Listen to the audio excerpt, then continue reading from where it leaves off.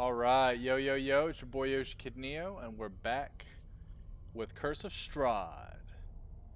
And today, the party, well, if you weren't here last week, some interesting things happened while the party was out and about doing things, exploring and stuff. The most notable thing was that,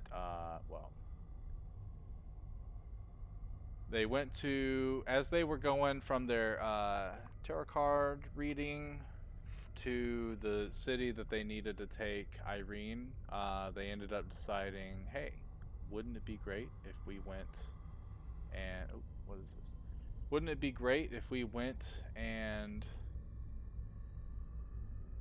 to this bone grinder place and like messed up the old women that are, terrorizing your town. Wouldn't that be nice, Ismark? And with a really good persuasion roll, uh, he was convinced. And they went up to the bone grinder, which had a few really strong spellcasters, mind you. And when they went there, all hell broke loose. And as all hell was breaking loose, the hags that were there, the powerful spellcasters, ended up killing Irene, who was the whole point of them going with Ismark and stuff. And yeah, now she's dead. So, unfortunately, they killed off the main kind of character, I guess you could say. She's one of the main characters. She's not the main character, but she's definitely one of the main characters. And because she's dead now, they have to figure out like what's gonna happen. Strahd ended up popping out and was not very happy about all of this transpiring. So, as you can imagine, they're kind of freaking out about what's gonna happen. But we'll see what exactly is gonna happen in today's session. Oh, Mr. DJ, you are so loud.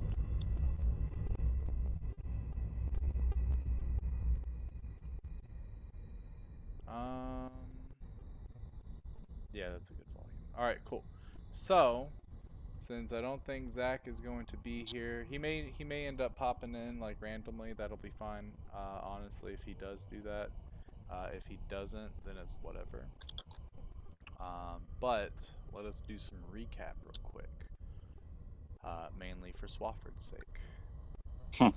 So, the last time we met our heroes, you guys had just got finished with your card reading in Madame Ava's hut, or tent rather. And her reading was essentially a bunch of tarot cards that pointed you guys to 3 items that should help you in your journey, as well as a key person that could help you, and a location that you'll for sure find Strahd himself. After reading these cards off to you, she cackled because it was a joyous time reading your futures and whatnot. And then she allowed you guys to stay in the camp for the night so that you could rest. You guys were accompanying Irene and Ismark, brother and sister from the village of Borovia, who were pretty much on a quest to get Irene to safety. And what Ismark had meant by that was he felt that Irene would be a lot safer if she was a little bit further away from Strahd's castle. So you guys were happy to go ahead and, accompany them and be like, yeah, let's do this. Let us have a good time and see what happens. On your journey so far, after getting your card reading, there were a bunch of ravens that were following you guys, but they've been doing that for a little while now. And then the big thing is you guys saw this abandoned windmill on a hillside. From this point, your pal Snoopy asked about it, and Ismark said that that's where the old woman that sells the dream pastries lives. So, of course, Snoopy was like, "Well, why don't we go up there and deal with her? You have us to help you, and now that you're the leader of your village, like this could be your first great thing." And it took him a second to realize that this was the truth, that Ismark is now the leader of the village of Borovia because his father is dead. So, after a really good persuasion roll, he agreed, and you guys marched up there. You did some scouting and stuff, and it was just this. It was this old, raggedy windmill that had dirt caked on the inside of the windows, so you guys couldn't see in conveniently. There was a single door to get in, and you guys decided, all right, well, we can't really scout because we can't see. So Boris had busted down the door, and you guys started storming the inside, but noticed that no one was there, at least not on the first floor. After some exploring, you guys had found some creepy shit all over the place, but this is something you kind of figured because, this old ass woman is kind of weird. You guys kept on searching around, and eventually you found upstairs a little bit. You found, or you heard, my apologies. You guys heard the cackling of some older women towards the upper portions of the windmill. As you guys went up there to explore, you left Irene and Ismark on the first floor, and eventually, once you got up there, the women told you guys to go away, and you weren't welcome up there, and that if you guys did bust in, then you would have to face their wrath or whatever. So, of course, you guys busted in and had to face their wrath, but as you opened the doors, all you saw were a bunch of boxes everywhere and some needles that were left on the floor. You then heard lightning strike from the bottom floor, and you quickly ran to investigate, and you saw two old women standing down there. One of them had just cast a lightning bolt that had hit Ismark and Irene, which Ismark was looking wounded, and Irene had fallen unconscious. The other one had swooped in to go and essentially grab Irene, her lifeless body at this point. She wasn't dead, but she was knocked out, sort of as a bargaining chip. The rest of you guys had your weapons drawn, and they told you guys to leave them alone. And Snoopy had gotten really close. While this whole, back and forth banter was going on, eventually the old women started trying to go upstairs, and that's when Snoopy decided it was time to attack. But as he did attack, the other old woman had cast a lightning bolt on Irene, killing her outright. And it was at this moment that a third old woman, the one that had hurt Snoopy the day before, or actually 2 days before rather, was starting to come back home with her cart. So, yeah, Boris had nailed the door, or slammed the door shut. Ismark was cradling his dead sister's body, and the one of the old women who had taken a lot of damage, you guys were able to kill, and the other one had vanished without a trace. After a few moments, the old woman from outside shot a lightning bolt up into the air, and a few moments after that, or a few minutes rather, you guys heard the sounds of a carriage and horse hooves clacking up the hill. And this was unmistakable as Strahd's very own carriage. So, you guys started to lose your shit a little bit because now he was here. He had come up after being told by the old woman that you guys were trespassing and ruining her products and stuff, and he said he would take care of it. So he knocked on the door and asked for Irene. Nobody answered. He did it again and noticed that the door was jammed shut. So, with his supernatural power, he was able to destroy the hinges with his fingers and knock the door down. And then he requested Irene, but it didn't take him long for him to notice that she was actually laying on the floor dead. Which you saw this man, he's already pale, and he got a little more pale, and you could see the sunken look in his face, and then you saw the rage and anger flare up in his eyes. He asked you guys who had done it. No one said anything. He retrieved her body and said, "Do not fight me, or I'll kill all of you right here." So Ismark let her have the body, and he asked you guys one more time who had done it, and you guys had said that it was one of the old women. He walked outside. He asked the old woman to summon her daughter, and she did. And she started to explain herself as she came out of her invisibility.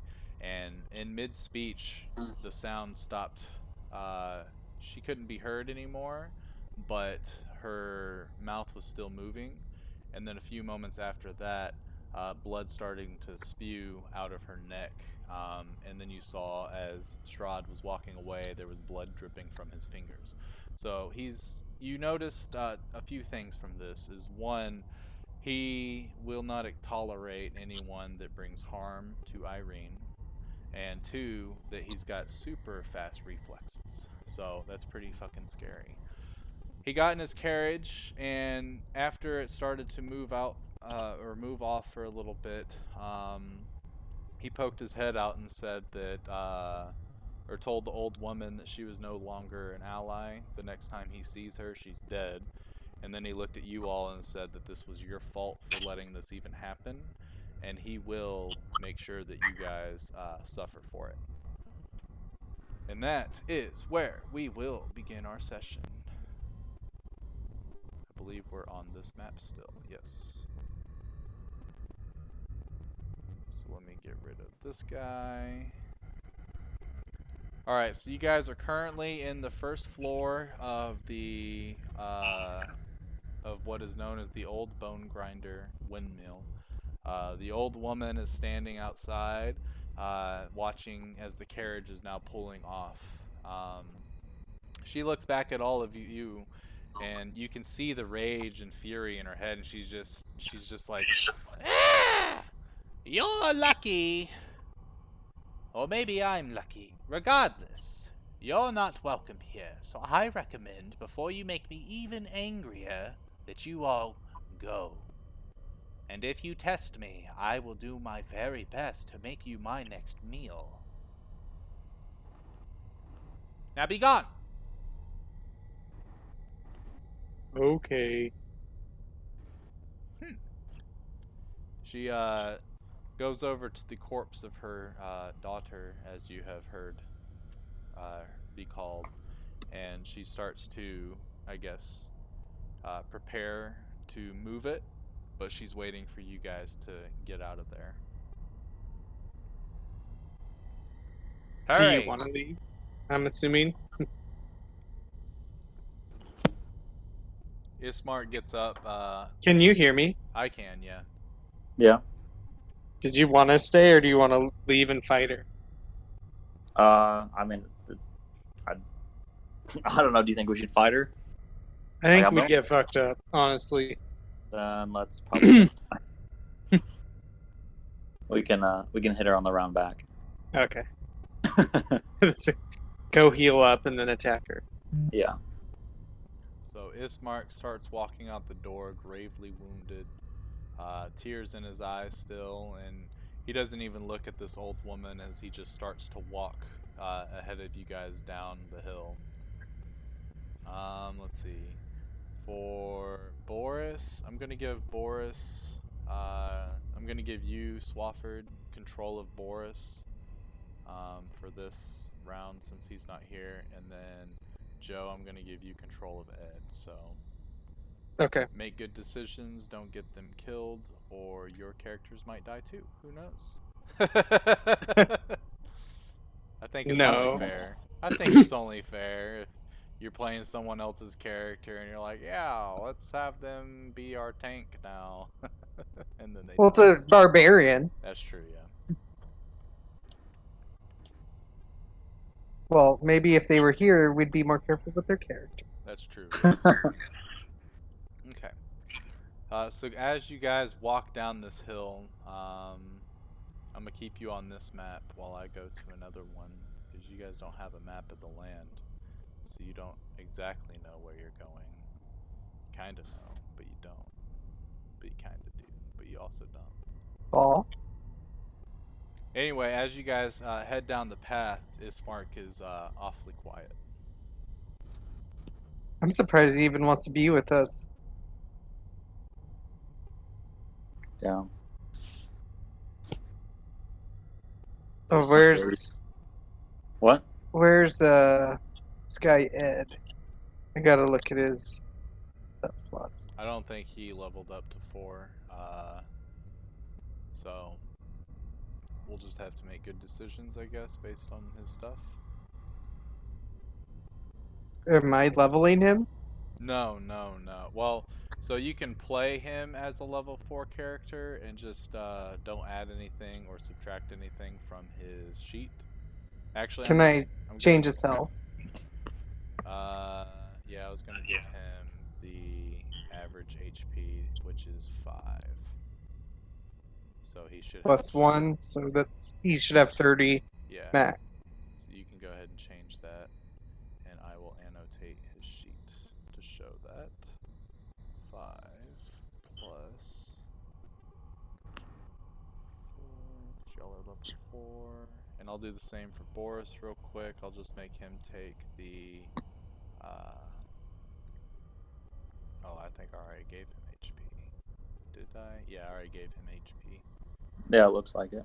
I don't know if I gave Frank, I think I gave Frankie HP. From what I saw, it doesn't look like you did, because my max is still 30. Yeah. So, did you want to roll or take average? Your average is Oh. 7.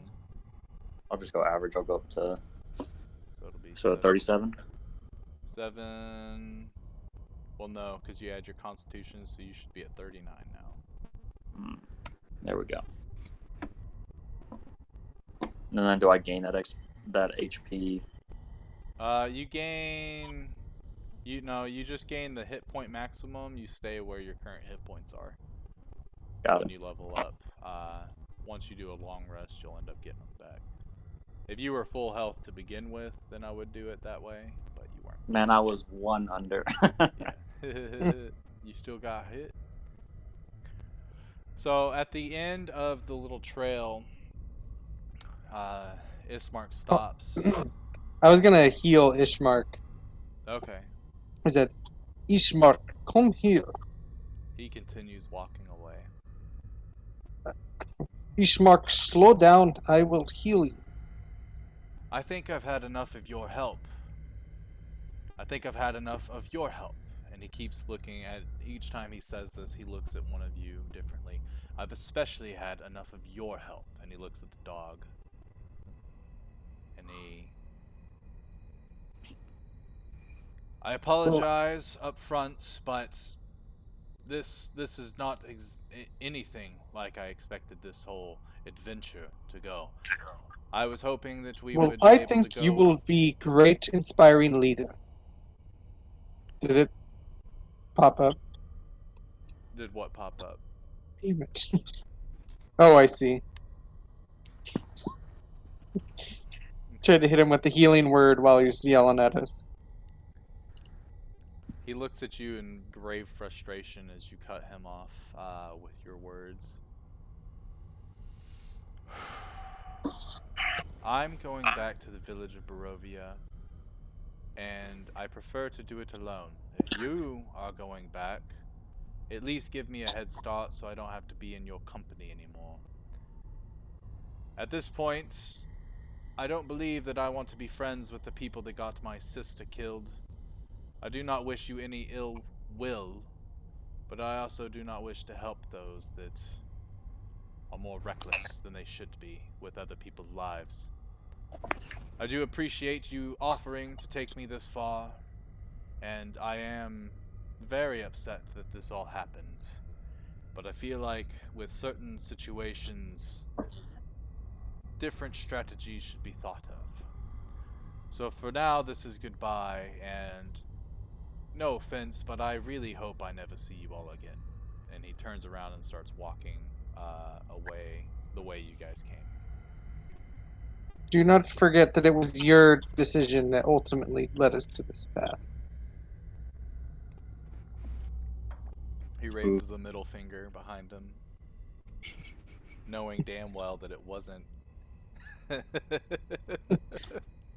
You could have said no. He's the one that stayed downstairs, too. So at this point, he's walking away, and I mean, you guys are able to see him for a little while. Probably, if you guys just stay here at this location, you'll see him for probably 10 minutes or so walking down the road before he gets around the corner of this little hill that's in front of you guys. What alignment is Kevin? I don't think he picked one, so I have no idea. Please be evil, please be evil, please be No, he will definitely be a good character. lawful neutral, damn it. Okay. Alright, he's drow, so I thought maybe. So yeah, what does the party do at this point? Well, what time of the day is it? So at this point, it's starting to get to the evening time. You know that your current path that you were on, you should be able to get to the town of Valaki in about, I think it's 2 hours. And by that time, it should be dark. We can keep heading that way, or I mean, Yeah. at this point, we can do that, or we have all those things. I'm trying to find them here. The things that what's her name told us, the crazy lady. Were you here? You weren't here for that. He was For here the for the card? card readings, yeah. Oh, Yeah. okay, I can't find them on Discord, but If you there's go some. to the Curse of Strahd channel, it should be the very last thing. The tarot reading should be a file that I posted up there. Strange. It won't let me. Oh, there it goes. Cool. There it is. And we can go to one of those items and try to hunt those down.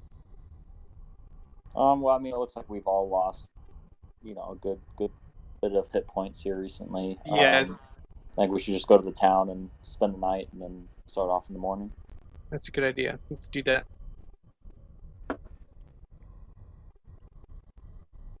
Well, we will head towards the town. Okay. Alright, so you guys end up taking the path to the left and heading towards the northern areas. As you do, it's kind of like a little switchback. You head up one way, and then about half a mile it switches back. Another half a mile it turns back to the original path, and you keep on just following this road. You get, after about an hour of moving through this path, you do get to where there is there's a forest full of trees, kind of like tightly packed, but enough to where you guys could move through it, but you have no idea where it leads or anything. And the path is starting, or the trail rather, is starting to head towards the east area. And you notice that the fog is within these trees, and it kind of lingers, and it flows back and forth, sometimes hugging the trees, sometimes it looks like it's choking the trees almost to where they can't breathe. As you're looking at the leaves of the trees, the claws on the branches look like they're trying to strike each other, almost in like a whimsical dance as the breeze blows around the area. Other than that, so far so good. The sun is starting to set as you guys continue on your path, and you get to another bend where you start turning more towards the left, and it's at this point that you can hear You can hear something that's really strange. It sounds like movement coming from the woods. Go ahead and both of you roll me a perception check, please. Well, all of the characters, but you know.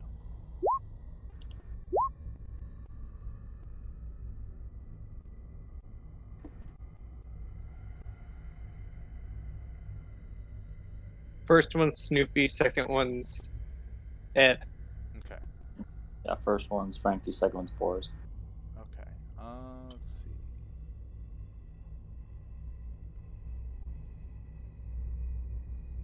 So Snoopy, it's at this point that you start to sniff the air, and you can hear like or not hear, you can smell a stench of death getting closer to you. As you look around and stuff, it starts to get a little bit stronger as the day or the time passes, and at this point, it looks like Boris. Yeah, Boris. Boris feels like an evil presence approaching. You guys can hear footsteps getting closer and closer as they start snapping twigs and stuff.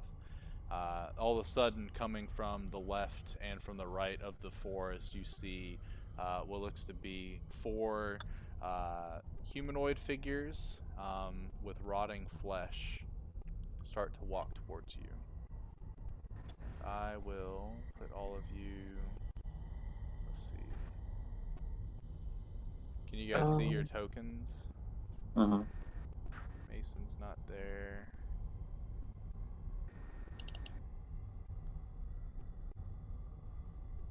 You see your tokens, right, Joe? Yeah, I see him. Okay. Let's see. Where did that other token go? There it is.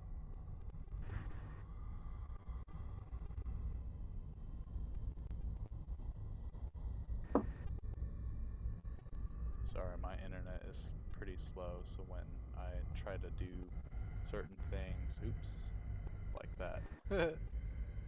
So at this point, I need for everyone to roll initiative, please.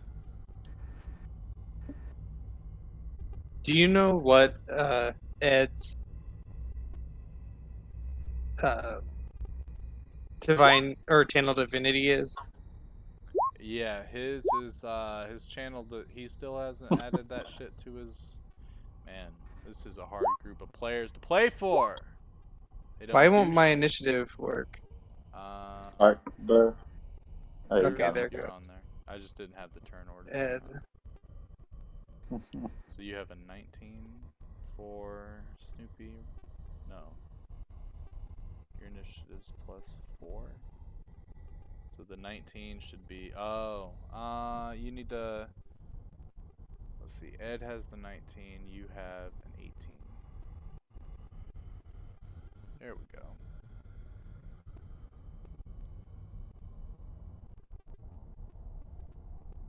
All right. So with these dead-looking creatures, they start shambling towards you guys. Their arms outstretched. Frankie, you're up. How far can I move? 25.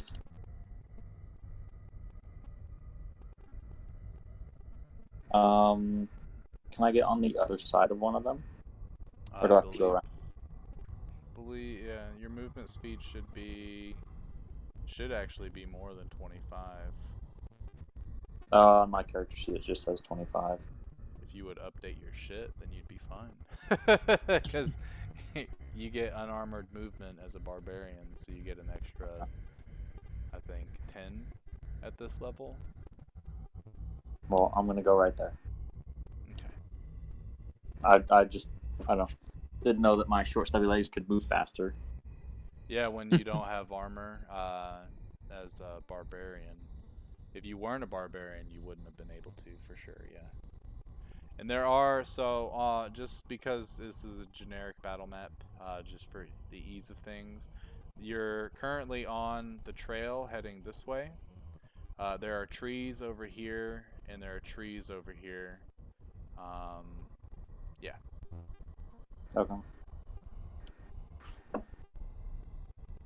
All right. So you move behind this creature, and as you get closer to it, you notice that it's really ugly. It looks like it's a decayed skin.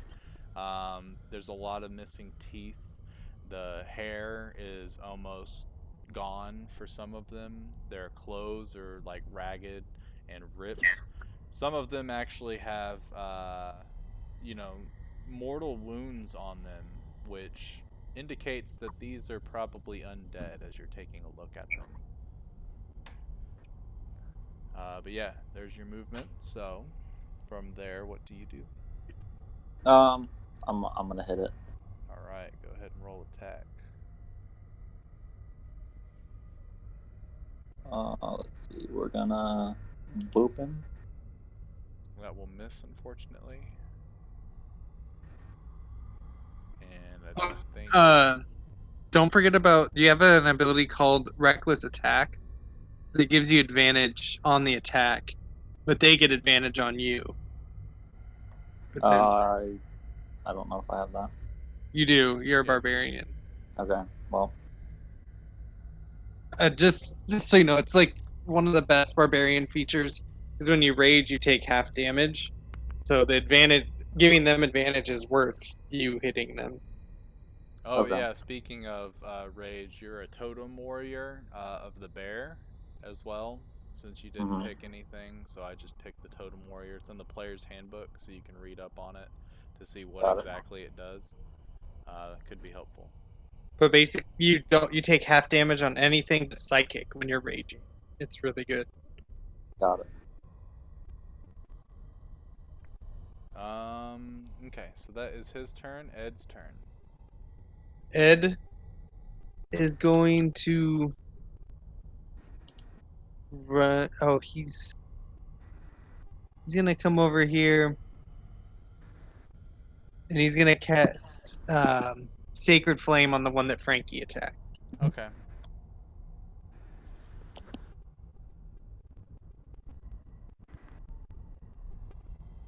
I think that saves 13. Okay. And it is Dex, right? Yes. Yes. Yeah, he makes the save. He rolled a Save or natural suck. 20. That sucks. Yeah. There's no need to roll the damage for it. Does Ed wish to move back anywhere different? He'll chill there. Okay. What armor does he have? He must have medium. Yeah, 18. Yeah, he's got medium. It is Snoopy's turn. Snoopy's gonna blink over here and attack this one with the rapier, the one in front of me. Alright, go ahead and roll with flanking advantage. And that will hit. Go ahead and roll your sneak attack. Nice. Make sure. Roll me a d20, please. Uh-oh. So as you go in, you actually go in, instead of piercing attack, you go in for a swipe. And when you swipe at this zombie, the force behind your hit after, the anger of seeing one of your friends fall in battle earlier is so good that you're able to slice the limb and sever one of the legs off of this thing, making it collapse and fall prone. Nice. Dang it, I can't do that because that's an action. Okay, I will then, I guess, trying to remember how this works. I have too many little nimble feats and mobile feats. Yeah. And the thing, real quick, the thing you do notice is that the leg looks like it's still kind of twitching on its own, which is really strange. Okay, well, that's basically all I can do here. Okay. And in that case, it is time for the zombies. So this zombie will move up there. This one will move there. This one is going to have its eyes straight on Ed. So it moves outside of Frankie's attack range. So if you want to do an opportunity attack, you may. You said that's for Frankie? Correct. It'll use your reaction if you do. Yeah, I'll go for it. Alright, go ahead and swing your axe. So wing and a hit. Roll me a d20, please. They have an AC of 10. Maybe. Metagamer. Sorry. A 14. So as you go in for the swing, it's kind of running away from you, and its arms are swinging, and its right arm starts to like swing back a little bit, almost as if like it's preemptively attacking Ed. And as it goes in for the swipe, you come up with an uppercut and you slice the arm straight off, and it kind of flies up into the air and lands right next to its side. And it goes in with one of its attacks with that arm, but obviously it completely misses because it no longer has an arm. Still unknowing that it has no arm, it starts to swing with its other arm towards Ed.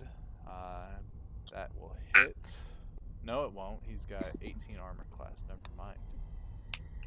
That will miss, and then it rears its head back and goes in to bite him, but ends up getting a chunk of leather in its face as it pulls back, leaving a couple of rotted teeth in Ed's armor. The creature, Ew. the zombie that you guys are started to fuck up in the beginning, it goes in for an attack against Snoopy because that's what's in front of him. And he lashes out 3 separate times at disadvantage because he's prone, and he misses all of those. But then a funny thing, the little leg you saw, it kind of hops up and jumps towards Snoopy, getting an extra attack on him, but it misses as he tries to bump you in the snout, but it doesn't work. Goes in for a Nice little try. a boop, but it didn't work. Boris's turn. All right. Let's see. Boris. Let's see. So, which one did you say was the more wounded one? It was it this one? They both kind of look exactly the same. They're both missing an arm, and they both look like shit. All right. Well, I'm gonna come right here because we're gonna try and finish these off before these other two get here. And I'll hit it with my battle axe. Okay. I think I should add. That's pretty bad. Yeah, even with advantage, that misses. Yeah. Well. Okay, so at the top of the round, well, I guess at the end of Boris's turn, Frankie, you hear footsteps coming up from behind you as this woman with a dagger starts running up, and she slices at your hair. Make a dexterity check, just a plain dexterity.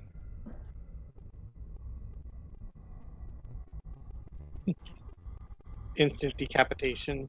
No. Rolls into it. So she comes in, and she's using your momentum against you as you kind of fall back after swinging upward.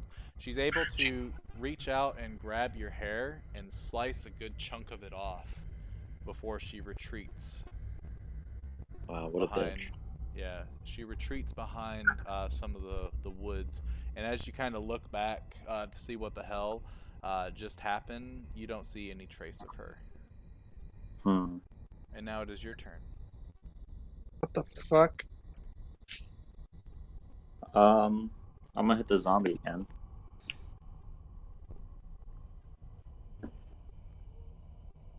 Fired up. You have advantage because of flanking. 15 does hit with a 12. Roll another d20 for me. Actually, hold on. He's prone. Yeah, no, never mind. Prone just gives him advantage. So, either way, you have advantage on that guy. But roll the d20. 15. So, as he's stuck on the ground, you go for an overhead swing and you just snap, or you cut one of his arms clean off as he's kind of just laying there, like almost looks like he's wallowing in self-pity. Poor guy. If you want to move, you may. Otherwise, it is Ed's turn. Do you guys think I should try and go after that woman, or should I just stay and fight this? I mean, all she did was cut your hair. I don't know. I don't know, man. I'll stay Besides, and this is fight. metagaming. Yeah, I'll stay and fight. What would your character do? I mean, he'd be like, "What the fuck?" and then he'd see the things in front of him to want to hit them more. So, There you go. Yeah. There you which is go. exactly what he did. So, Yeah.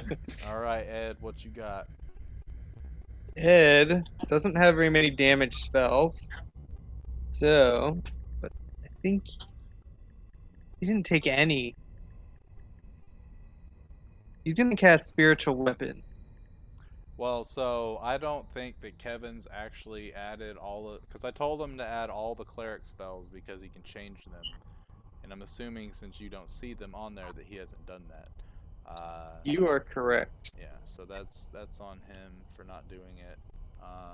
I don't want you to add, but if you want to look up the cleric spells that he has available, and at the I want to cast Guiding Bolt Okay, go for it.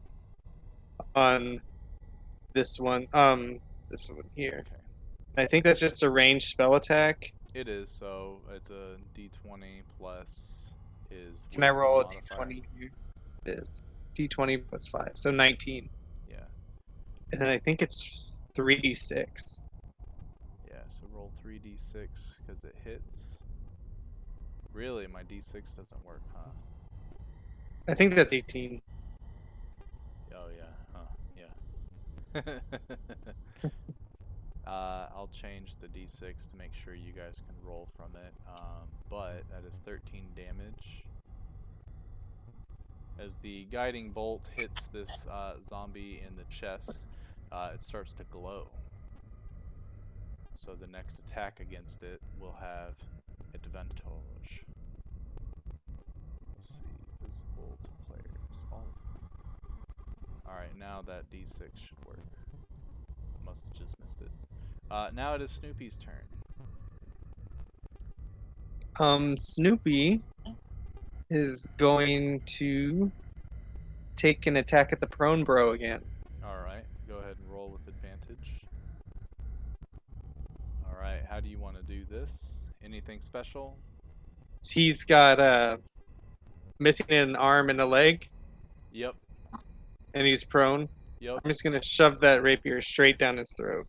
Okay, so Snoopy being on the almost the exact same level as this zombie in prone, takes his rapier, and the creature with its one arm is like trying to grab Snoopy by the fur, but he keeps like dodging and weaving, and he ends up after a large growl from this this zombie.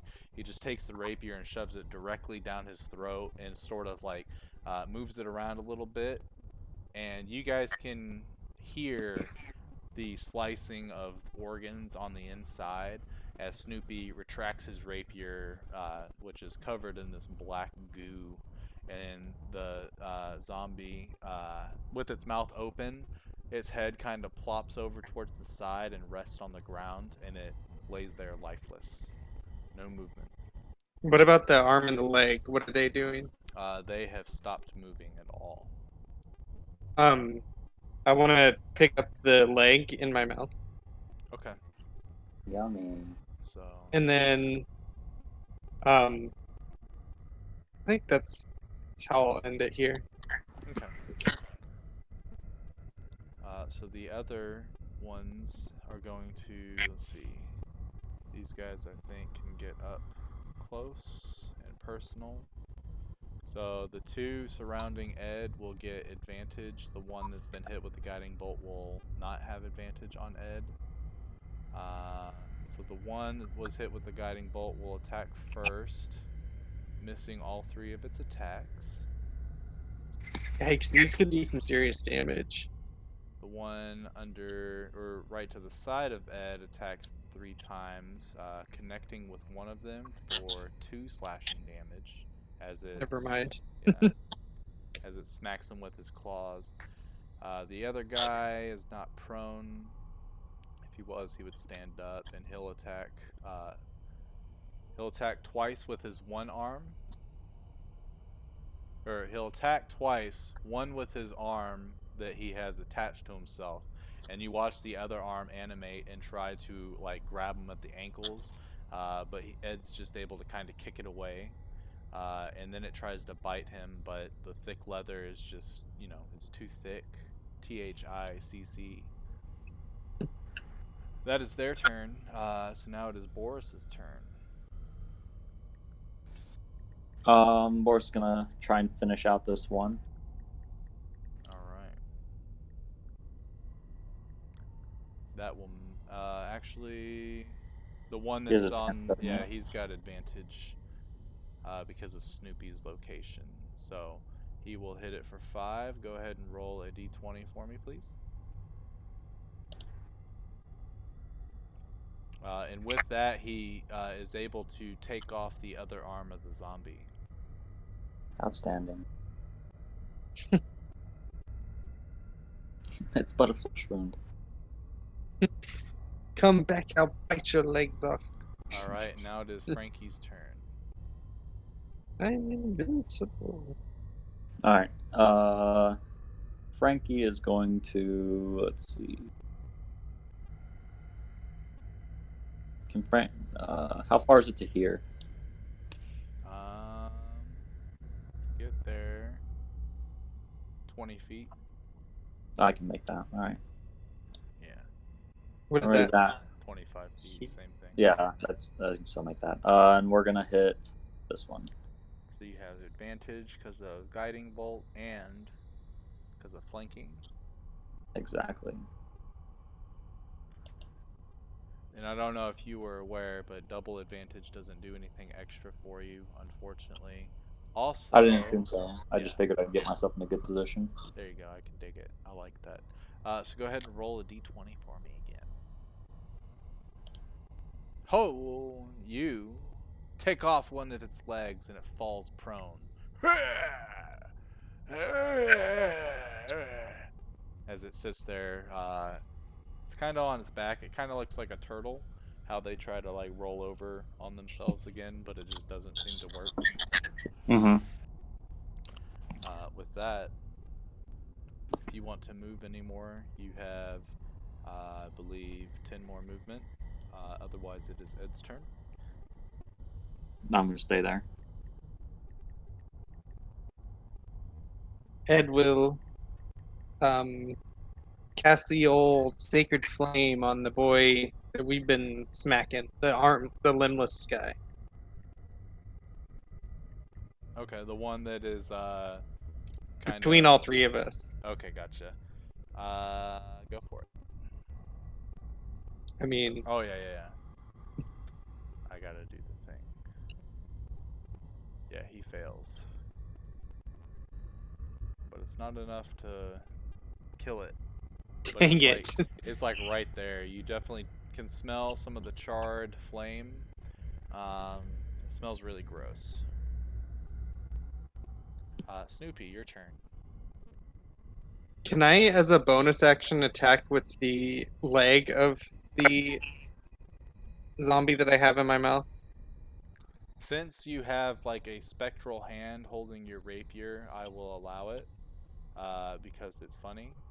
And the leg isn't honestly that like it's a decaying leg, so I would say it's a light weapon, but it's an improvised weapon, so it'll do 1d4, no modifiers. Okay. So that's, should I just roll a dex attack? Then? Yeah, roll a dex-based attack for it, so just the d20 plus your dex mod. Alright, with the leg, you hit it, so then roll the d4, and we'll add your dex mod because that'll So kill 6. it. Blah! You kill it with its, well, with a leg.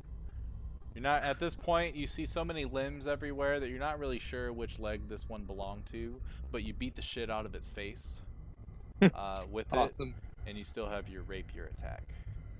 So then I'll use my blink movement to go here and attack the one between me and Ed with my rapier. Alright, fire it up. Alright, that is enough to hit for 11 damage total. Roll that d20. Yes. Roll high. Hey!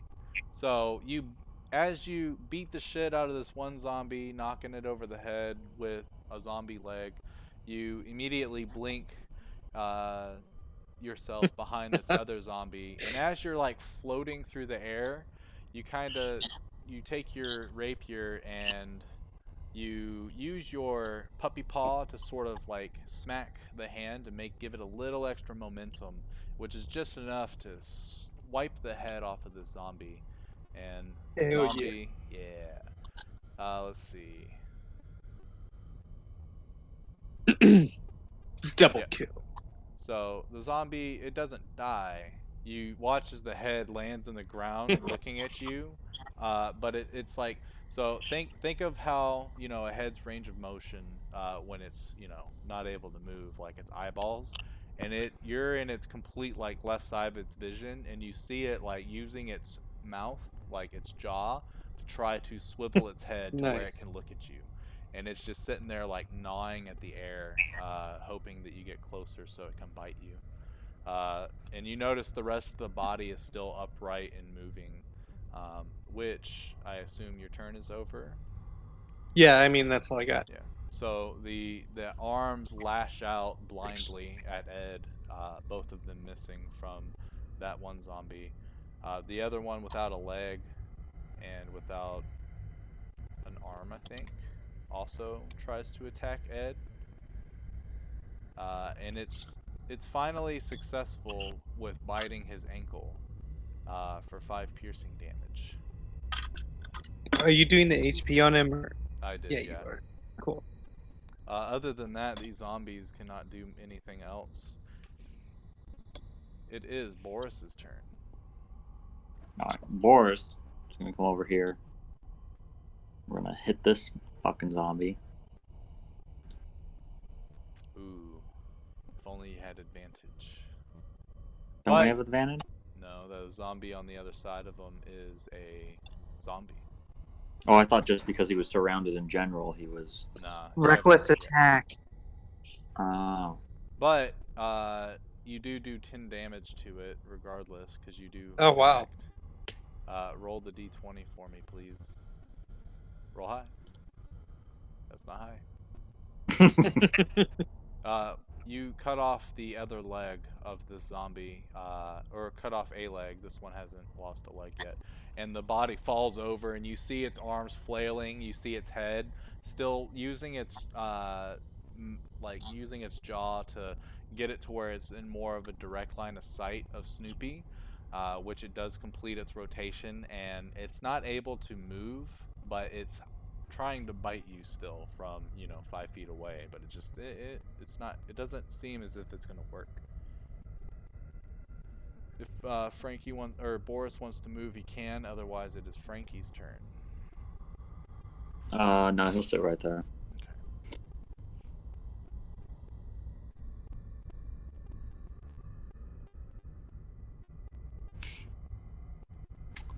So let's go ahead and beat this boy. All right, We that'll have kill it. advantage. Thank God. Cause yeah, you did have advantage, so. Yeah. And that is enough to. I'll say you swing your axe and slice off one of its limbs. Probably its other arm. which is hilarious as it happens. Ed's turn. Well, I was gonna move actually. If I can, Yeah, go for it. can I move right there? Sure. Gangbang this guy. Yeah. He's Get it in. decapitated. He's missing an arm, He'll go in with a mace attack. or he's missing with a leg. That'll hit for 5. And he can roll the d20. There's anything left? Yeah, there's another leg, which he is. The body is so rotted that when he swings his mace and hits it, like you don't hear the cracking of the bone, but you just hear the as the leg just completely like gets severed, and all it is this like black goop. The the bone isn't even that strong anymore. It's only just the marrow in this leg. So you're kind of sitting there like, how the fuck was this guy even moving around? But you did notice that these guys are pretty slow, so that might have something to do with it. But yeah, it's missing now 2 legs and a head. But now it is Snoopy's turn, unless Ed wants to move around. Ed will stay. Snoopy's gonna go and poke the head with the rapier. Okay. Go ahead and make your attack with advantage. Miss? Okay. So very carefully, you watch as Snoopy, with the leg still in his mouth, he kind of gets down and does that kind of bowing movement that dogs do when they're about to play. But he's like growling. He's like, "Arr, arr." And then his rapier kind of goes in front of his snout, sort of like a dueling pose for the fencers in France and stuff. And as it comes back out, it pokes both of the eyes of the zombie, and you just watch it's sitting there like trying to eat the rapier when it's coming close, and then it stops moving, as well as the other limbs and stuff stop moving, and it kind of just gives you this no-eyed stare with its mouth wide open because you poked its eyeballs out. Nice. Wait, is it dead? It is dead, yeah. Okay. Huzzah! The day is won. Yay, verily. Yeah, that was such a close fight. Boris looks to Frankie. Nice haircut, bro. That's what I was just gonna say. Thanks, man. What the hell was that, though? I don't know. I didn't really get a good look at what happened. I just know that somebody came behind me and cut my hair off. Yeah, that was really strange. He starts to clean his axe. Or whatever weapon he uses. I'm pretty sure both of you are using great axes. Yeah. I want to call out to the person, like, hello? Are you there? No answer. I'm cute like a puppy. No answer. Do you guys want to go and try to find that person? That seems a little creepy. I mean, where's Frankie's the up mist to at? you. Where's the mist at in the forest? Like, would it be So something it's we'd have to it's build? not it's not the thick mist that you guys have been trying to get away from the whole time. It's just like a sort of thinner mist. So it makes it to where it's a little harder to see like the ground. At least unless you like blow it away or something like that to look. Okay. But it's not that scary mist that has been kind of creeping up on you guys every now and then. Okay. She's gonna Well, I make mean, like a voodoo doll, and you're fucked, dude. that's what I was thinking. Like, this place has had quite a bit of dark stuff happening. Or do I not get, mixed up in any of it? Do you want to go look for her, or do you want to continue on and just hopefully nothing happens about it?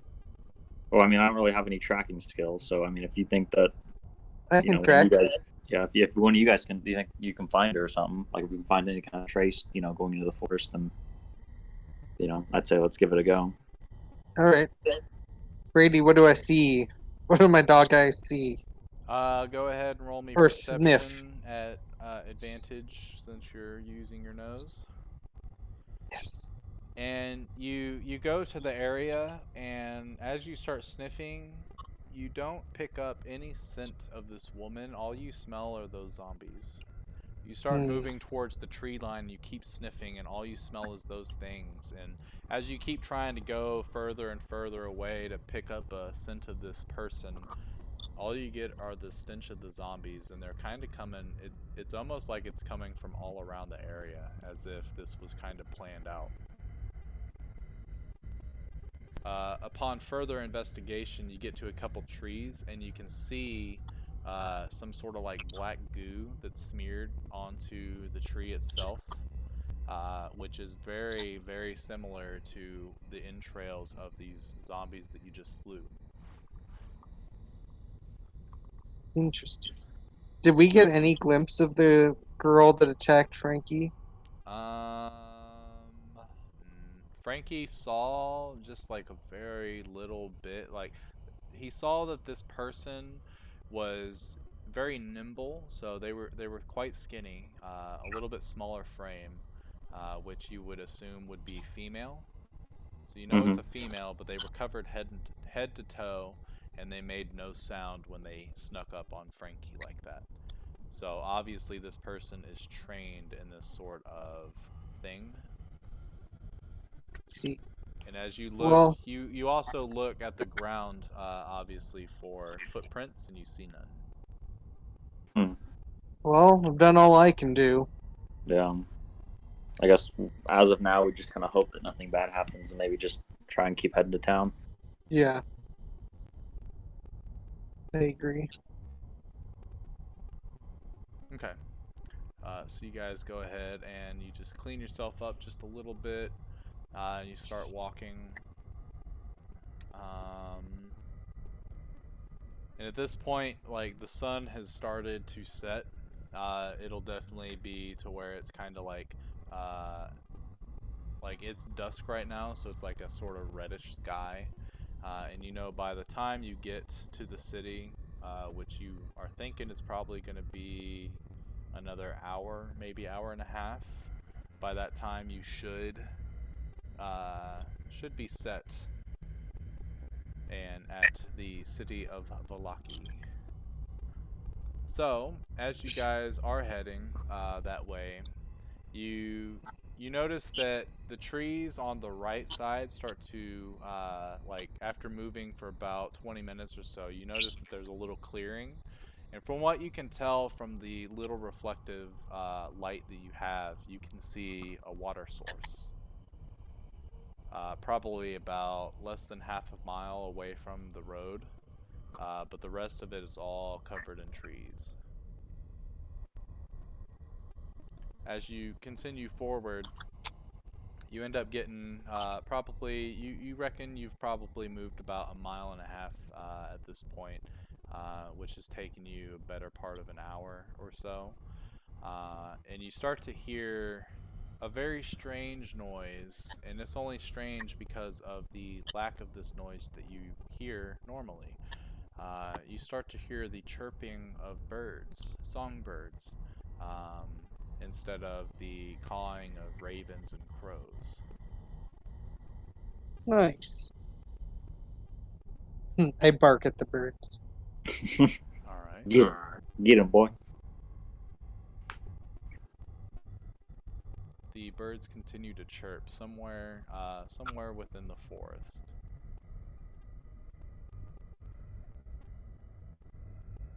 But you guys continue Are you forward. sure? Huh? I said, are you sure? Did They keep chirping. Oh yeah. Look at that intimidation. That's a that's a bark right there. Yeah. So you're like, huh, rah, rah.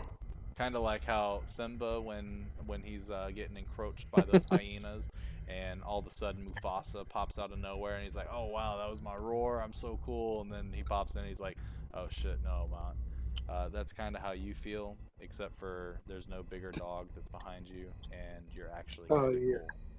So, sweet but the birds continue chirping along. son of a bitch. So we're almost there. Yeah. I hope. Yeah, and at this point, nothing else happens as you're on your way. And once you get to the outskirts of the town, I'll go ahead and show. I'll go ahead and just show the map of the town because it'll be a little easier. You Oh my guys, god. We have to loot every house. I guess so if you really want to. Let me drag your tokens to the appropriate location. Does the Curse of Strahd have every single house like mapped out and stuff? No. If That'd be it pretty did, that insane. would be a lot. I probably wouldn't run it because I would all we would do is probably spend 5 sessions going through every house. All right, so you guys get here, and as you're walking up, you notice a couple things. So let me actually get. So the old Savelich Road meanders into a valley watched over by dark, brooding mountains to the north and the south. The woods recede, revealing a sullen mountain berg surrounded by a wooden palisade. Thick fog presses up against the wall, as though looking for a way inside, hoping to catch the town aslumber. The dirt road ends at a set of sturdy iron gates with a pair of shadowy figures standing behind them. Planted in the ground and flanking the road outside the gates are a half a dozen pikes with wolf heads impaled on them. So you notice a few things. You notice that the gate is kind of like, think of a portcullis in a way, except for it's more, instead of like having the crossbars, it's more of just the vertical bars, and they're quite thick from what you can see. There's also a really large padlock on the inside portion of the gate. As you guys do come up, you can see there are torches that are lit on the outside of the gate as well as on the inside of the gate, and you can see the sort of shadows of two humanoid figures holding pikes. And at this point, you guys aren't right up on the gate. You guys are probably about 100 feet away. You're far enough away to where the light doesn't touch your skin, so they're kind of unaware that you're there right now. Well, I'm gonna try and look like a normal puppy, like I do. So I'll put my rapier away. Okay. Such. And I think we should just approach Yeah, I mean, and I think that's the best way to go about it, probably. full charge. Try to break down the gate. If All that's right. what you would like to do. Are you sure that's what you want to do? The famous last words. Oh, I didn't say, are you sure? I said, if that's what you want to do. You can certainly try. Facts, Well, you can let's try. just waltz up, I guess. Yeah. Okay. So as you guys get closer to the gate, the light starts to shine on you, and you see the guards kind of take a different stance, almost like a sort of readying stance. Halt! Who goes there? I can be Ed. We are peacekeepers. Peacekeepers? Then what are you doing here at night? No one in their right mind would leave the town at night. You're obviously working for him. No, that is not true. We fight him. We killed 2 hags, and now we make our way here. We got sidetracked. Roll a persuasion check. As Ed. Yeah, as Ed. Oh, I think. No, he has high wisdom. Yeah. Persuasion. Shit. I'm not buying it. There's no way that you're out there and surviving this long unless you work for him. Yeah, unless you work for him, the devil. The devil's Strahd. He is our enemy.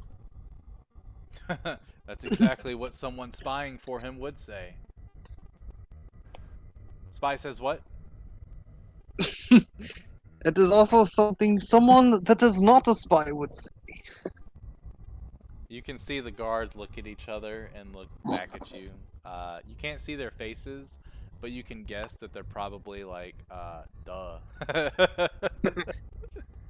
At this point, since Ed was unsuccessful, if anyone else has anything to try, and save Okay. this gentleman. I'm gonna like approach the gate as Snoopy and give like the biggest, cutest puppy dog eyes of all time, and a little whimper, like, "Please let me in." Okay, roll persuasion. God damn it! So you get over there and they're like, and you think your little mutt, you think that Strahd's little mutt over here is gonna win us over? Nah, shoot, shoot! And he starts to poke the pike towards you, but not trying to hit you deliberately. Just enough to make you like run off. Okay. Well, I'm I guess I should give it a shot. I don't want to Can't spend the hurt. night outside.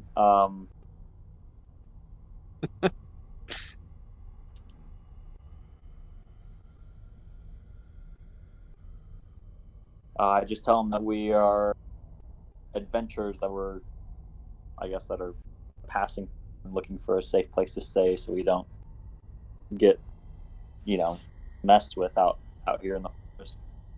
Okay, go ahead and roll persuasion. Oh boy, here we go. Okay. That's what gets us in. So you go up and you kind of explain, hey, we've been through a lot. We just fought some fucking like zombie creatures like a couple miles back. Some This bitch cut bitch my gave me a hair, and gave me a you horrible show your haircut. hair is like, and it almost looks like now you're balding on the back. Like she cut a good chunk with Oof. that dex roll of yours. Um, Yeah. and you tell them how you've been through a lot. You show your wounds and stuff like that because none of you are full health except for Boris. No, Boris is taking some hits.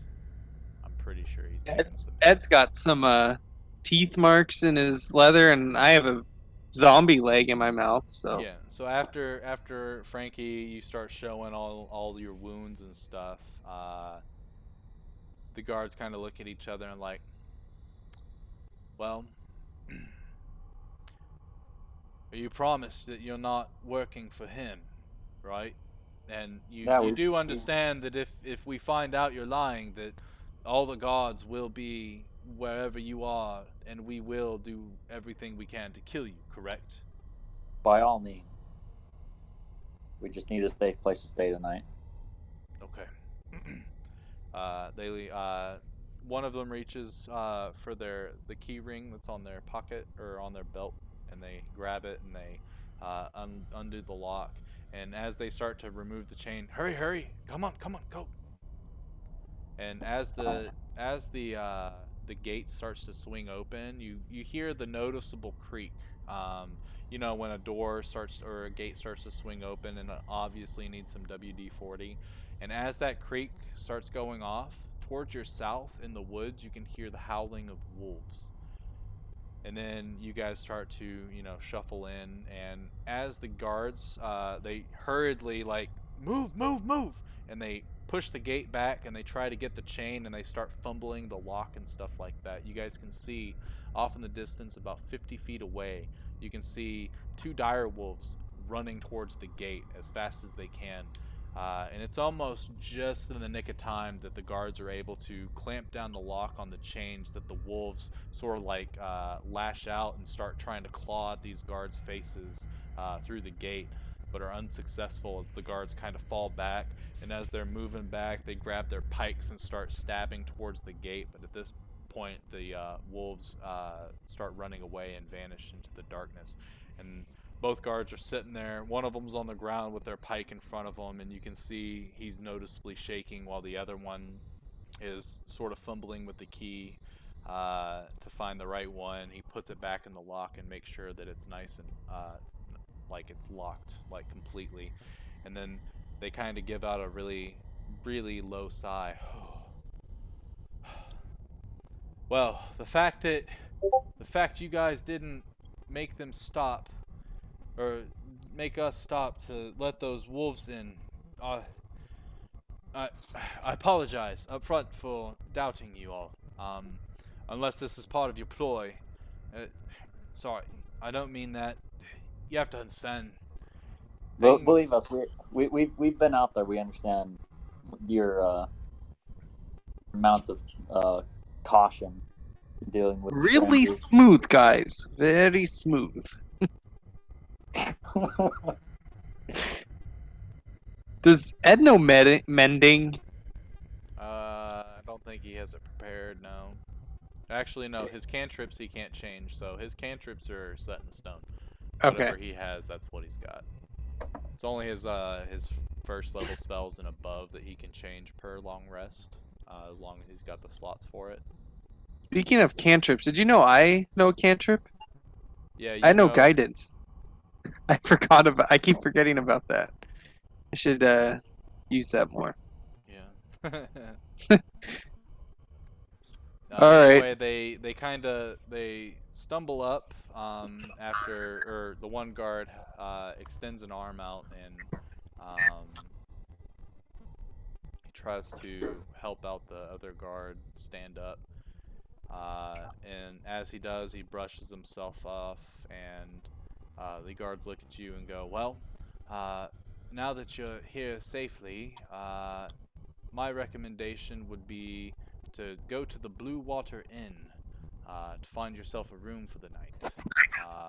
He points onto the map, or he points down the road and says, "If you just go follow the main road for quite a while, you'll end up seeing it on your right.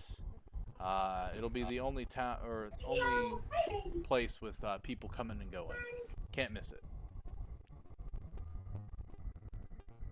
Thanks.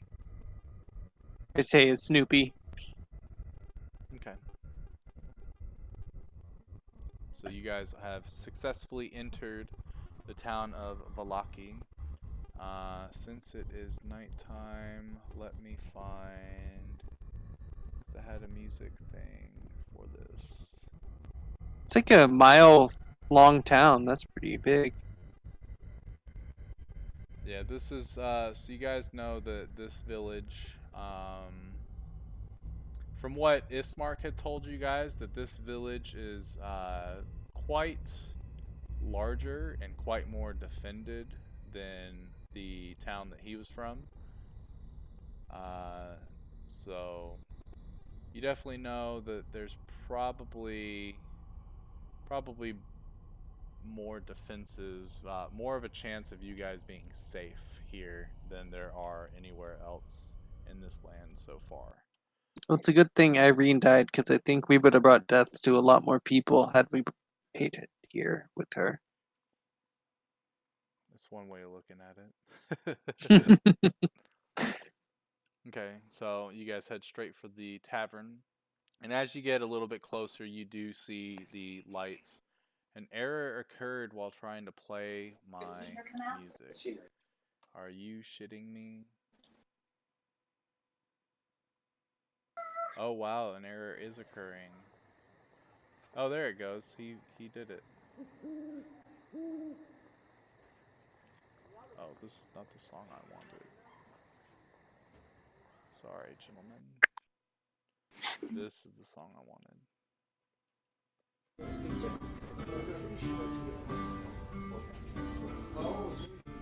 Except for the music is a little gloomier, and when I say gloomier, it actually doesn't exist, so I'm gonna play the other song actually.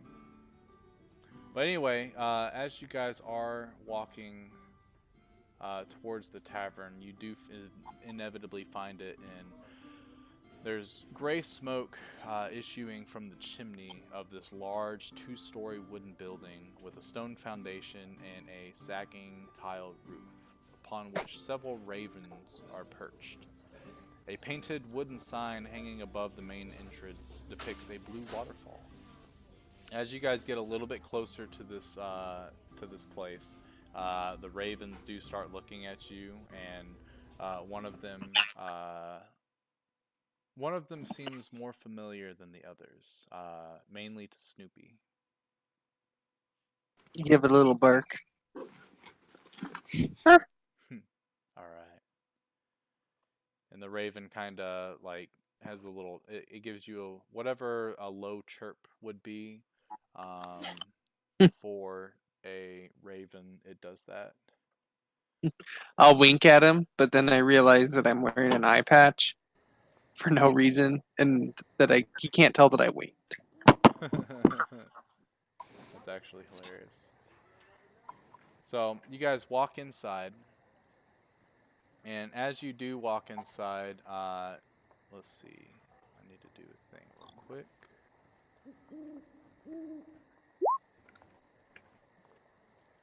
You notice that there are 9 people, kind of just hanging around.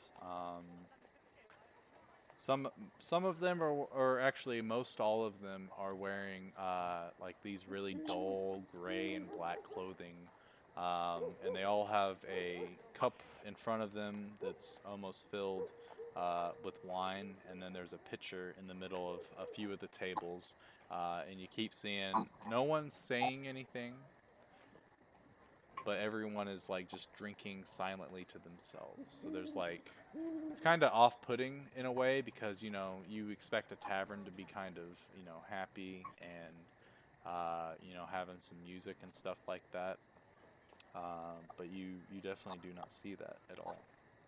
There are a few other characters kind of spread out, but there's a gentleman behind the bar who's currently looks like he's taking stock of all of the different wine that he has. Um, so I think I'm a folk hero background. I have a little harmonica that I can put around my head and go play the harmonica. I think I'll play some music for the tavern. Okay. Go ahead and roll a performance check for me. All right. So, you lick your lips, get them a little bit moist, ready to play a soothing tune for the folks of this quaint tavern. And for a dog, you're playing a really, really, really good tune. In fact, like you start playing this, and the barkeep stops what he's doing, and he looks towards you, and he's got this stack of papers in his hands, and he's kind of like swaying his head back and forth. The people that were originally sitting down and drinking wine, they all just kind of give you this look, take a sip of their wine, and go back to kind of blankly staring at each other. Damn. After about 20 seconds of you playing your song, you get to a really, really good part, a really fast part, and the rest of the party, you guys see 2 figures coming from downstairs, but they stop about midway. And upon further investigation, you see 2 children kind of looking through the bars of the stairs with big smiles on their faces as they notice that a fucking dog is playing this music. And they look extremely excited. Dude, I'd be so pumped too. Yeah. At this point, there is a gentleman that approaches you two, or approaches you guys. And let's see. He's a colorfully dressed half elf, and he walks up to you guys as you're playing this tune. Well, he walks up to Snoopy as he's playing this tune, and he pulls out a lute, and he starts playing, Yes. and he's almost like right on beat with you, doing a nice little backup to it. So you guys end up playing for who knows how long. But a few minutes do go by before you finally finish off your song, and it's almost as if you guys have been practicing together for a long time, and he finishes it with the same pizzazz, almost the same chord too. Dang, After you're which cool. he tips his hat to you and goes, "That was beautiful. Haven't heard a performance like that in," he starts counting on his fingers, "probably about 5 years. Because no one plays like that, especially not around these parts. The name is Rictavio," and he extends a hand. Octavio, It's a pleasure to meet you, and I lick his hand. You are quite the talented puppy. And he starts looking you over. May I pet you? I'd love nothing more. Perfect. And he starts going in for This scratches. guy. And go ahead and roll me a perception check at disadvantage as he finds your tickle spot and your foot starts going. Okay. So, as he's petting you, you notice that he's kind of like lifting up your cheeks and inspecting your teeth and stuff like that. He opens up your eyeball a little bit to like see as he's taking a very good look over, almost as a a vet would do for a checkup, as if he's inspecting you. But the scratches feel really good, as if he knows how to handle an animal. I guess. Well, does this bother me? Like, is it weird? Not really. Like you know, as a dog, like the feeling is really good of being scratched, and like you can tell that he's taking a look at you because this is something your master did when you first started talking and stuff like that. Like once he finally completed whatever spell it was that got you to the point that you're able to talk and think beyond the normal means of a dog. This reminds you of that first encounter, in a way. And you know, Shit, I forgot his name. Ricardo. It's that, isn't it? Rictavio. Rictavio. Am I the first awakened canine that you've ever seen? The first. You're the only. In fact, I am quite interested on how this happened. Did you do this, or did someone else with, I guess, magical prowess have some effect? My master. He was an extraordinary guy, and he did this for me. Ah, He very said good. he And said I he, needed to be a good boy for everybody else after he's gone. Very good. And you must be the master. And he goes in for a handshake with Ed, and he kind of forces it upon him and shakes his hand. He's like, "You do look the smarter of the bunch." He points at both the barbarians. No offense. No, no, no. I am not the master. Nor am I the smartest. What is so funny? Sorry, I'm cracking myself. Oh, I know you are. Snoopy is by far the smartest one in our party. Hello? I hear you there. Yeah, we hear you, dude. Oh, you guys like cut out. I didn't hear you guys. He said that he said as Ed that Snoopy is the smartest person in the party. Oh, I mean, while that's happening, I'm going to shoulder my way forward and be like, I'm actually the one who persuaded us into this place. But charisma's not smarts. Although, and he kind of, like, he does in a very flamboyant way, kind of like, almost looks like he's about to break off in the dance. He's like, no, no, no. No, no, no, no. Not here. Not now. Right for you, Regardless, gay. I don't know. It seems kind of gay to meme, dude. regardless of how I may fly, let's talk to the dog more. And he gets onto your level. How did your master do it? What spell was it? What ingredients did he require? Did it take multiple castings? Tell me all you know. I Well, would first love to off, work with I you. don't know if he caught it that Ed's definitely not the master. Did he catch that He in did this not. laughing? Okay, I'll explain to him that my master's actually dead, and he was a great wizard. Ed is just one of my companions, though he's smart and wise. I wouldn't say he's intelligent. I don't know the spell that was used. All I know is the awakened spell. I don't know if he did any other rituals, because usually it's not used on animals like dogs. Interesting. Are you a wizard? Not in that sense, no, but I do know my way around a few of the magics. You seem more like a druid, am I right? Oh, no, no, no. I don't like those tree huggers, honestly. They creep Oh, me out. I'm more of the performance magics, as he you're a bard. strums his lute. Yes. We love bards. Well, I love bards. Okay, cool. There are so many goddamn tokens on this map that they put. And I I do mean, why not. didn't I just automatically assume the flamboyant half-elf was a bard? Why did I even... I don't know, honestly. disappointed in myself? Let me show you what this gentleman looks like. Oh, it's not what I expected at all. Yeah, I know. Let me move on. I don't think she... What are all those bitches in the corner? They all look so angry. Those are all the commoners that you noticed as you walked in that are wearing, you know, normal clothing.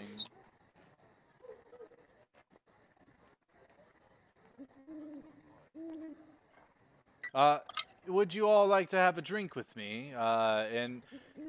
Erwin, if you could, grab us some water for the dog and wine all around. And this gentleman, Erwin, right here. Ooh, Irwin's badass. Oh, he looks hot. He gives Rictavio a wink and goes in, grabs a pitcher and 4 glasses, and Tavio invites you guys to his seat. To his chambers. Oh god. I'm gonna get rid of some of these background tokens. I do not need all of these commoners. I don't see anybody's tokens on the map. Oh, No, that's you should. scroll down.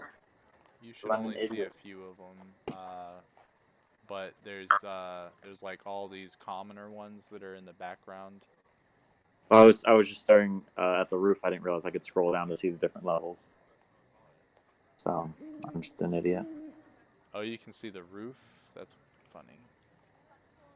I can't see a roof. Well, if I scroll up, then I can see all the levels. Really? That's not supposed to happen. I don't think so, but No, I see the don't. roof, I can't can get see, that. I can Yeah. see what looks like a second floor. If you move your character around, you can. I don't have any fog of war either. really? If that's supposed to be on there. Yeah, no, I can see everything. I see the horse in the stables and all this other Oh, stuff. yeah, People in the so back room. that's weird because I wonder if that's Boris. Well, on the last thing it worked. On the last encounter, I had the fog of war for both of them. Let's see. He has sight. And you have sight. Yeah, that's because it's not showing that for me. So something on here is giving you, like, you just see the whole map. Yeah, I can see everything. Like I said, if I scroll up, I can see the second floor and like all the rooms and everything. Okay. So yeah, that's. What if I do that and that? Do you see anything now? I still see everything. I just saw my character tokens disappear. Really? Yeah, everything is still very visible to me. How the fuck did you do that? Did I mean, make that's you a what I told him, DM man. somehow? I got that good persuasion. I mean, yeah, I guess. I'm gonna try something real quick. Hold on. Let me. So you're on the front page now, right? I am. All right, and then let me bring you back. Yeah, Alright. nothing changed. Nothing changed. Nothing changed. That is so weird because I have update, drop, restrict movement. Maybe it's this global. I don't know. Boom. Did that change anything? No. Huh. But Joe, you just see what your character can see. Yeah. Okay. So yeah, there's something screwed up. That probably takes away a little bit from your immersion there, Swath. But I don't honestly know what the issue is, so I can't fix it. So I apologize. That's all good. Yeah. I'll just, I'll get through it. Yeah. Definitely don't let them know that there's a horse. You have no idea. Or he's just sitting like, I feel like there's a horse in this place. Can Come on, smell guys. it. I can see. I got the bird-eyed view. Come on. So he'll actually have you guys come over this way to hang out. Watch out, guys. I think he's gonna rape us. Is that South Park? I think so. At this point, Ricavio, Imagination. he sits down with you guys and he looks around, and he's looking each of you over very steadily. So if you don't mind my asking, what exactly brought you here? It's very seldom that folks such as yourselves come meandering in. And when I say folks such as yourselves, I mean anyone that's not, and he looks at Boris, normal.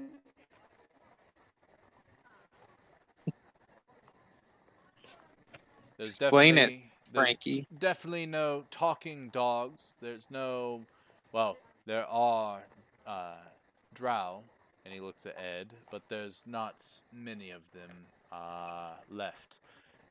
And there's especially not, I haven't seen a dwarf in who knows how long, actually. Just because we're small. And We are an adventuring party who got one night while we were out making camp. We were surrounded by this mist that seems to be everywhere in this place, and a path cleared to a gate that led us to essentially where we are now. interesting. That's kind of my situation. I've been here for a little over a month now. I was just traveling with my, caravan, and all of a sudden, one night we woke up and we were in this strange, foggy, overcast land. I've been staying at this inn for around a month. A little less time than I've actually been in this land. Erwin has been helping me out since you know, I've been able to bring good stories to the tavern, so he's been quite generous. And the coin apparently doesn't flow very well here. And I have a pretty good stockpile, I think. Regardless, might I ask you something? Well, of course. What do you know about this land? Tell me the things you've experienced, and maybe we could try to put this all into perspective. How we got here, maybe if there's a purpose that we're trying to seek. Have you met the Devil Strahd? Have I? Actually, Are no. you the Devil Strahd? Oh, no, no, no. I've heard stories of this gentleman, but I've not had the pleasure of meeting him. We have had the unfortunate experience a couple times now. Several times now. Jeez. He's. I wonder if he'll leave us alone now that Irene's not around. Yeah, he is quite the whiny little bitch for that girl. And so we appeared and we found this town, and apparently there's some death march every night where a ton of people that tried to kill the Devil Strahd come out as ghosts and wander trying to fight him again. Saw this scary scary fog. Then we killed these hags at the Bone Crusher windmill and zombies and shit. Yeah. How about you? How's your stay? You see, he's like kind of leaned forward, looking at you as you do this. Magnificent. Oh, sorry. What was the question? How was your experience Oh, in this land? so far, it's not been the best place. Everyone is gloomy, and he points to the common folk. They kind of, as he says that, they look over with these really dull faces and then look back. You see what I mean? Like, no one appreciates a good tune or a good story. But you all, you lot seem like you could actually probably use a good story, a bit of fun. I Might thought I? you'd never ask. Well, I was just gonna ask you. might I we? Well, I don't mean to intrude on anything, but might we take this conversation to a more private location? Whoa. watch out. I think he's gonna rape. Yeah, that's works for me. Can't rape me. I'm a dog. He That's looks not at true. you. Oh, That's I not can true. try. I'm just kidding. He does not do that. That is not the type of campaign I'm running. That'd be a fun campaign. Let me. It'd get out of hand really quick. Yes, yes, it would. Let's You see. said gothic horror. I mean, So he lives in. So he brings you guys up the stairs, and he starts moving towards this room over here. Frankie's able to see everything for God knows what reason. Yeah. But he opens the door, walks inside, and then you guys would follow. I'm just gonna place you all in I. there. Oh, there we I go. room for what's about to happen. I mean, He brings you in. He's like, "Sorry for the close quarters." And he looks through the door to make sure no one followed you guys up there, and then he closes it and he locks it with his key, and he puts some of his clothes on the bottom of the door to try to sort of soundproof it. And he goes, "All right, this should be private enough." He goes over to the window. Excuse me, and he looks out to make sure no one's like looking in, and he draws the blinds down, and he goes, "Okay." Uh, I understand this is probably extremely awkward, probably extremely weird, but I can tell that you're all here for a certain reason, a purpose, um, and probably that's why I'm here as well. Tell me, have you met a woman named Madame Ava?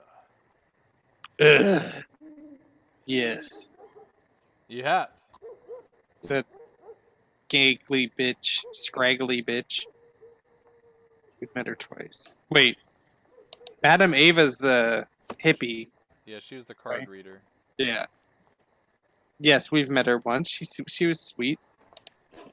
Okay, very Sorry, good. I was thinking of the hag chick Oh, at first. no, no, not her. You don't know her name.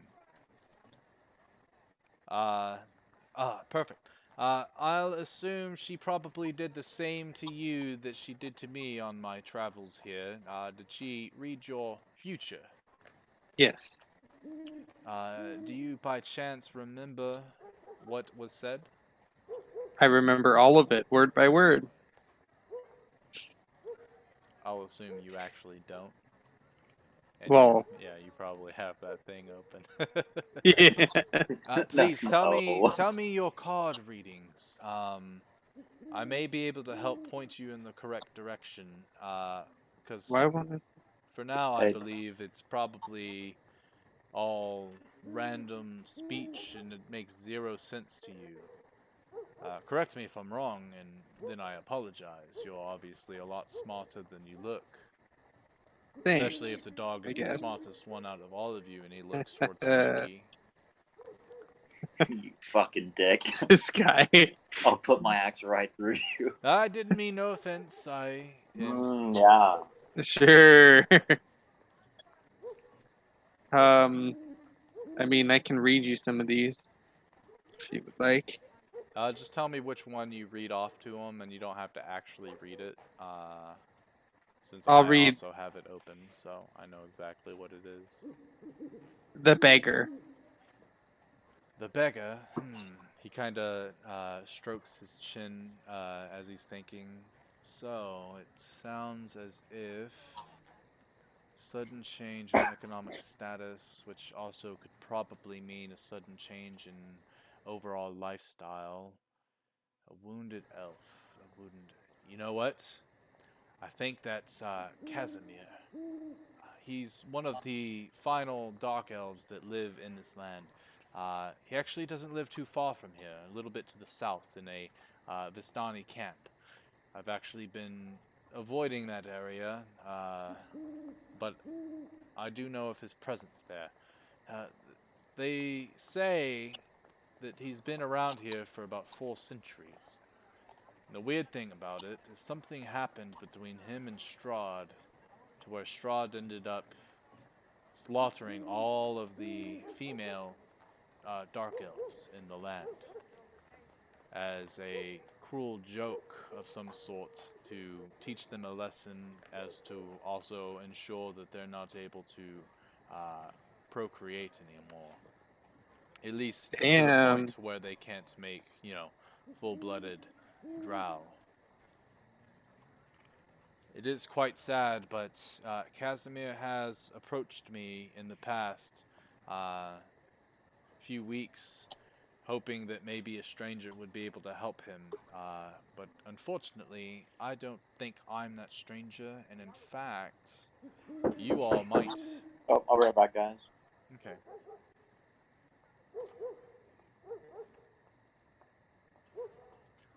And if you do help him out, I'm sure he would give you the book that you seek. For the first card, if I remember correctly, is somewhat of a history of the land and a history of Strahd himself. And if you look back enough, you could possibly find maybe some weak point.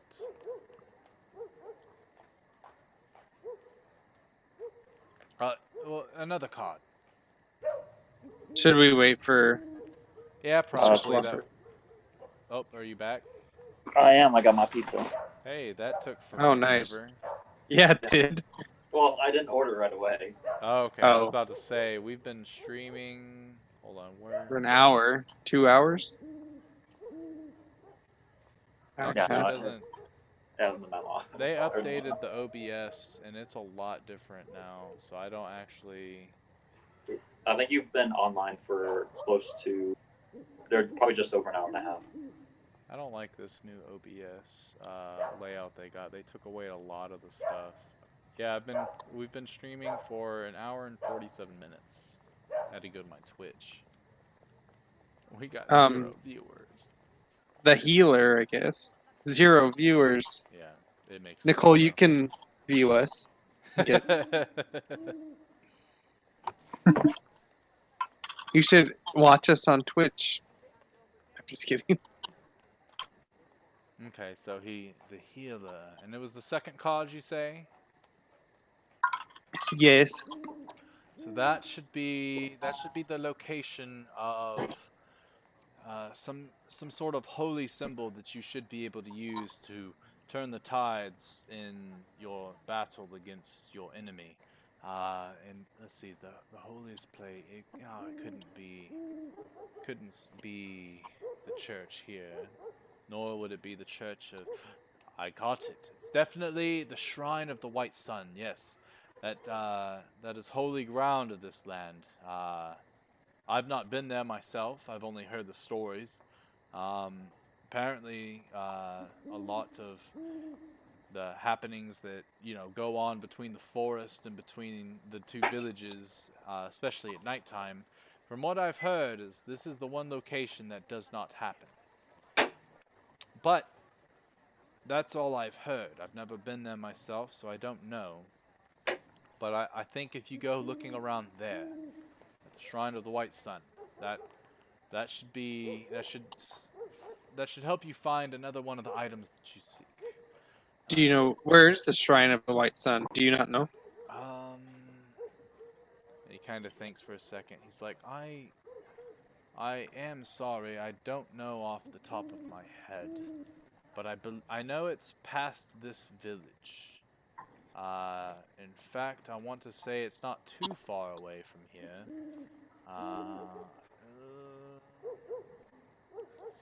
Yes, I am sorry. I don't know, because I've not been there myself. But Okay. maybe Erwin, maybe he knows. We can ask him after we leave.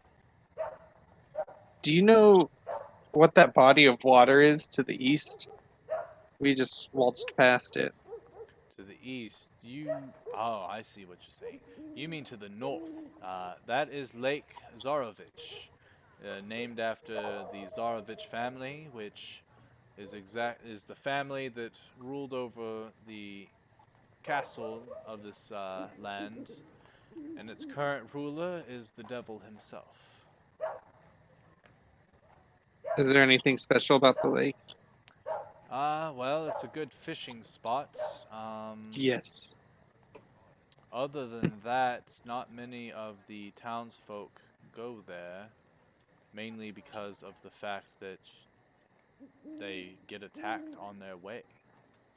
So it's not, Understandable. yes, it's not quite the Worth spot. it. Yes, exactly. All right.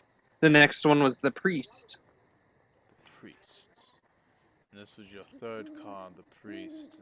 This card, enlightenment. So, yes, yeah. Kind of has this solemn look on his face. You're not gonna like this one. The priest, being the third card, will be the weapon that will aid you the greatest against your enemy. And unfortunately, I believe, based on that card, it probably means a very old sacred ground, which would be the chapel in Castle Ravenloft itself, which happens to be the home of the enemy itself. You're cutting out. I can't Oh, hear you. sorry. He said that it's most likely one of the holy places from the chapel of Castle Ravenloft, which is the happens to be where Strahd lives, from what you guys know. That is mighty unfortunate. So, It must be pretty sweet then, huh? well, yeah, I would think so. Uh, it would definitely help you. It would not hinder in any way, that's for sure. The sword of sunlight's got to be do something against a vampire. Exactly. So, might be worth a look when you're going about it, especially when you finally decide that it's time to confront the devil himself. Uh, Next card, Horseman. Horseman. And this is the fourth card, which means that this is a great enemy of Strahd. Yes, yes, this is someone that wants to see Strahd dead more than anyone else out there. And it's the Horseman. So that means I think who you're seeking. Oh dear. He gets another kind of grave look on his face, and he's like, "That that doesn't make sense. How he's dead? How the There's a gentleman that used to live in town. His name was Nikolai Watcher, part of the Watcher family, one of the noble houses that live in this very city. Uh, Currently, his wife is the head of the family, and she's been trying to overthrow the Baron for power for many years now. At least that's the rumor I've heard. She's been quite unsuccessful, but I know she's up to something. If you were to find his body, I may be able to find a means to bring him back. Uh, that way you have an ally to aid you in your final fight. But it will be tricky. I do not know where his remains were kept. I do not know if they have a family burial ground, or maybe uh, hopefully they didn't burn his corpse and have an urn full of his ashes, but I would definitely, probably sometime in the next few days, I would go and talk to Lady Watcher herself, see if you can whittle your way into her friend circle to where she'll tell you. But she is unusually guarded with information, especially to strangers, which I think we can all understand that. That doesn't sound out of the ordinary for anyone, especially in these strange lands. Yeah, but good thing we have a puppy on our team. Very true, yes. In fact, he looks to Frankie. It's kind of weird that they would let a dwarf walk in to the gates and not a dog, but maybe it's just too strange for them to see a dog going around and talking and you know what? Whatever. Uh, one more card, correct? Yeah, the Donjon. Donjon. This is the location that you will always, or that is foretold that you will be able to finish your enemy off. It's a location that's underneath the castle, a location of history, the Hall of Bones.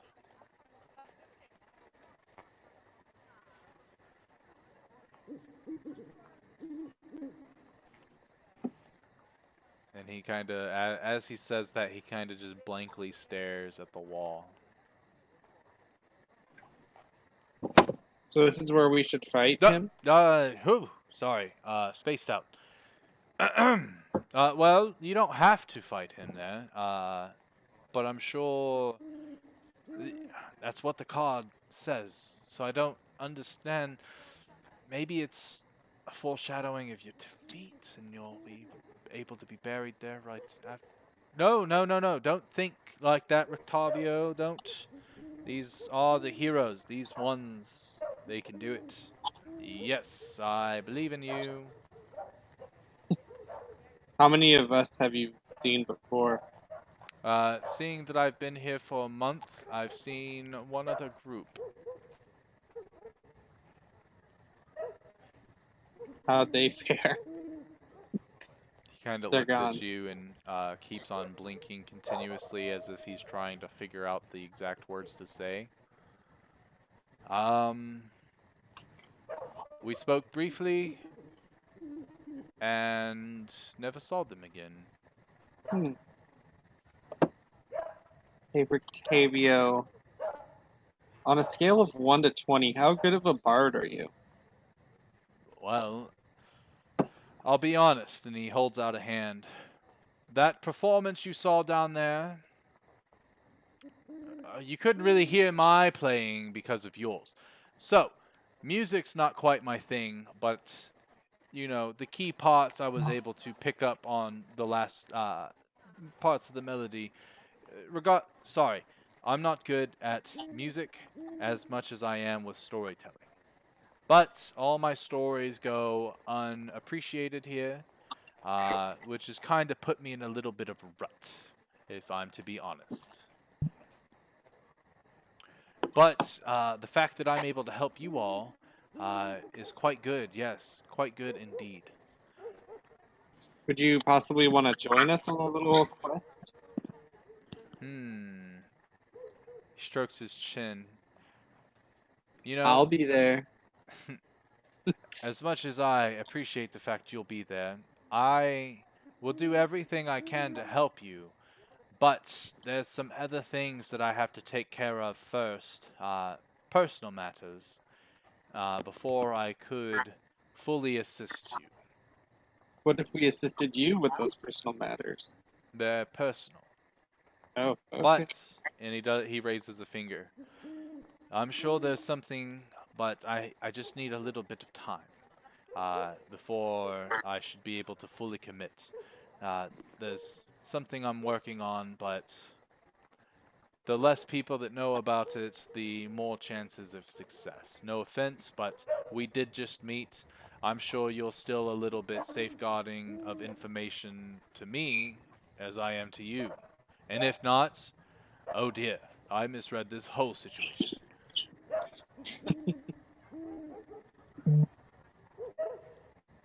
Well, We like you, Rick Cat. Well, I do. I don't know about I'm not a fan. Ed.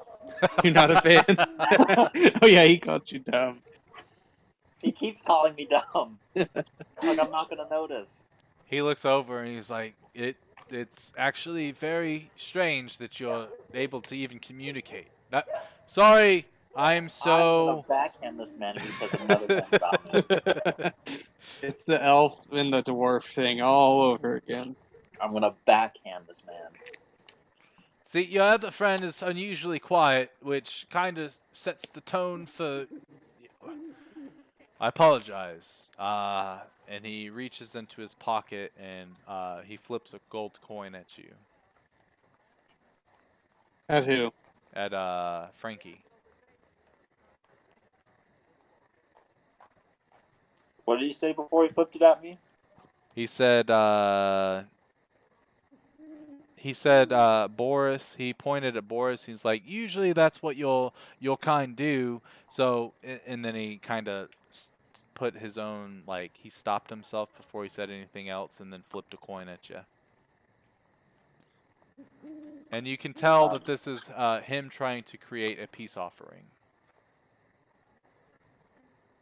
I catch it and just tell him to watch his mouth before he says anything again. And he puts both hands up and kind of like puts his like tilts his head to the side and looks at the ground. He's like, I won't say anything else on the subject. And then he looks to Snoopy and go ahead real quick and roll a perception check for Frankie.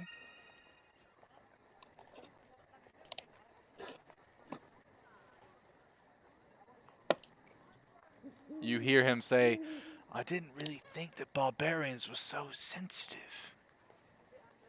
I smack him. I backhand this man across the damn face. Go ahead and roll a d20 and see if you hit. Nope. So you go in for the back slap.